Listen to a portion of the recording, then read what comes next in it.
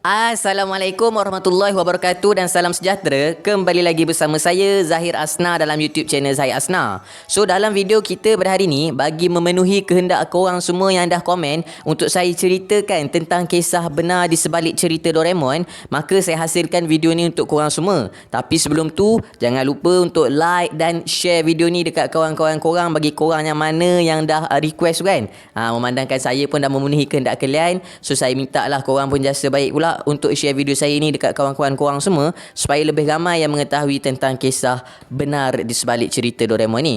Okay, so tanpa melengahkan masa lagi, mari kita memulakan perbincangan kita pada hari ini.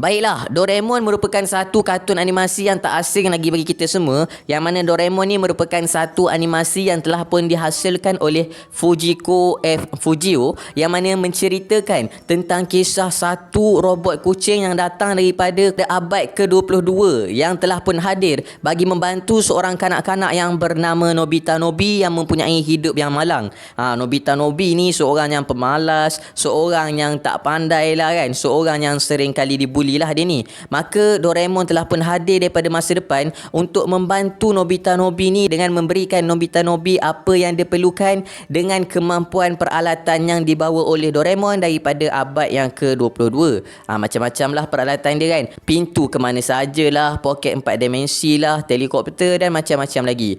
Dan di sebalik kisah Doraemon yang kita sering tengok ni, dikatakan ada satu cerita benar yang sering berlega-lega di kalangan kita semualah, di kalangan peminat-peminat Doraemon, iaitu tentang cerita Doraemon ini sebenarnya diinspirasikan daripada satu kisah benar daripada seorang kanak-kanak Jepun yang berusia 9 tahun yang bernama Nobita Hiroshi, yang mana dikatakan bahawa Nobita Hiroshi merupakan seorang kanak-kanak yang menghidap penyakit skizofrenia yang menyebabkan dia punya kemahiran berfikir, bertindak dan juga dia punya mental menjadi lemah.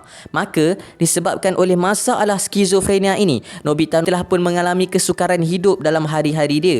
Dia sering kali disisihkan dan dibuli oleh kawan-kawan dia masa kat sekolah. Jadi menyebabkan Nobita Hiroshi ni sangat-sangat sedih lah dengan hidup dia. Dan dia ni selalu lonely, orang kata, selalu kesunyian dan kesepian, menyebabkan akhirnya Nobita Hiroshi ni telah pun menghadirkan satu kawan imajinasi yang merupakan satu robot kucing daripada masa depan yang dapat memberikan kepada Nobita Hiroshi apa saja yang dia perlukan untuk menjalani hari-hari dia.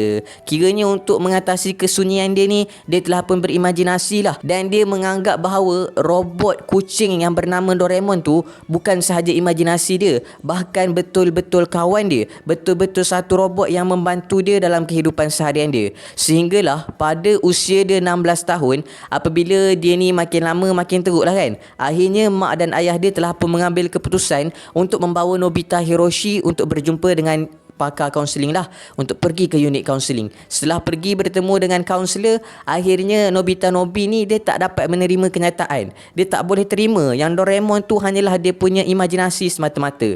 Dan pada usia dia 16 tahun dah, disebabkan oleh dia tak boleh nak terima benda dan disebabkan oleh penyakit dia yang menyebabkan dia punya mental tu lemah, akhirnya dia membuat keputusan untuk menembak kepalanya sendiri dengan menggunakan sepucuk pistol milik ayah dia. Maka matilah watak Nobita Hiroshi ni, dan dikatakan cerita Doraemon ini diinspirasikan daripada kisah Nobita Hiroshi ni tadilah. So memang cerita ni famous lah kan dekat kalangan kita semua. Tapi yang menjadi persoalannya, adakah cerita ni adalah satu cerita benar ataupun sekadar hoax mata-mata?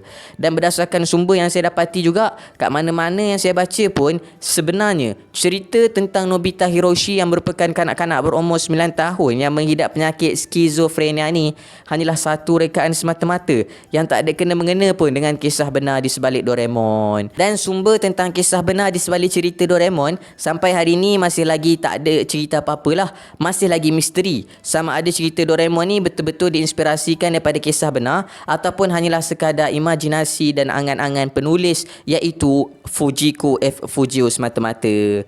Kita pun tak tahulah, sebab kalau macam cerita pasal Shinchan hari tu memang dah disahkan kan, saya dah bagi tahu oleh NHK World bahawa itu adalah hasil karya dan imajinasi daripada penulis dia saja. Tapi untuk Doraemon ni tak ada kepastian yang mengatakan ni bukan daripada kisah benar, tapi yang pastinya bukan daripada kisah Nobita Hiroshi tadi. So terima kasih saya ucapkan kepada korang yang sudi menonton sehingga ke akhir video. Macam yang saya dah cakap kan tadi, saya harap korang dapat share video ni dekat kawan-kawan korang supaya lebih ramai yang dapat menonton video ni. Dan terima kasih saya ucapkan sekali lagi. Dan akhir kalam dari saya, tiada Tuhan selain Allah. Assalamualaikum warahmatullahi